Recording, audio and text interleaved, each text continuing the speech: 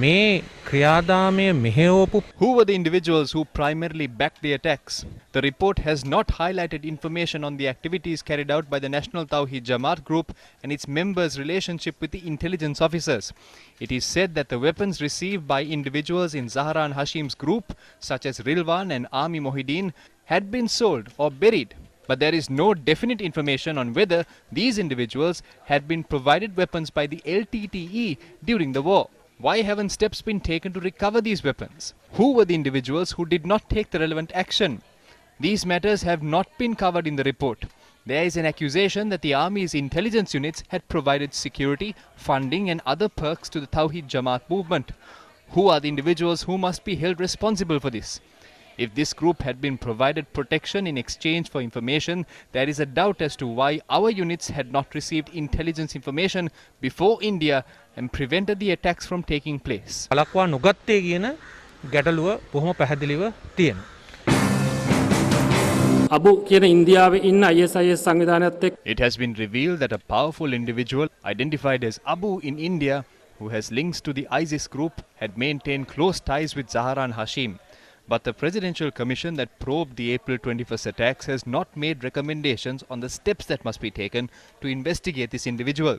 The name of Sara Jasmine, a woman also known as Pulastini Mahendran, is also being discussed widely among public circles. Although she is believed to be linked to the attacks, the report does not make recommendations on her. The report has recommended that certain groups must be proscribed in the country. But the Ceylon Tawhid Jamaat group of Abdul Razik is not among these groups.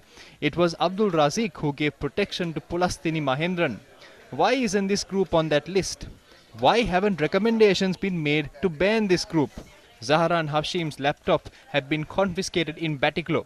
Local units had not extracted the data in the laptop, but a team of US intelligence officers had arrived in the country and extracted the data. The local units were only left with the remainder of the information. These officers have left the country, but a case has been filed in the US based on this data.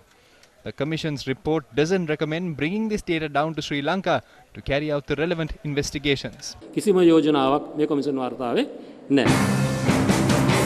මම හිතන්නේ නෑ. I don't think the government needs to have a desire to conceal the individuals involved in the April 21st attacks. To ensure that such an incident does not occur again, we must pressurize the government to identify the individuals who had backed the attacks, how they had been granted political protection and their source of funds. There is no need to panic. කලබල වෙන්න ඕනේ නැහැ. This situation is similar to one in which a history teacher is tasked with marking a mathematics paper and vice versa. Some Buddhist monks have begun to express their views without any knowledge and have expressed objection towards certain matters. I feel that the individuals who are commenting on this matter have not even read the first volume of the report. We will remain undeterred by the remarks expressed by these individuals. There is no need to comment on their remarks. But considering the injustice faced by the Catholic community and the tragic circumstances experienced by the country, we insist that the perpetrators of the attacks must be punished. We wish to remind you that as the government, we will remain committed towards ensuring this. රජයක් විදියට අපි කැපවෙයි සිටිනවා කියන එක මතක් කරන්න කැමතියි. සම්පූර්ණ වෙළුවල් නැතුව වෙළුවක්. By releasing only one volume of the report instead of the entire report, we must consider whether they have provided us an incomplete report. Since my name had been dragged into this incident, the Presidential Commission investigated into all these claims. If all volumes of the report were made available, we can identify the exact situations surrounding the remarks that my father knew about an impending attack. They have only given us one volume. I personally disagree with this.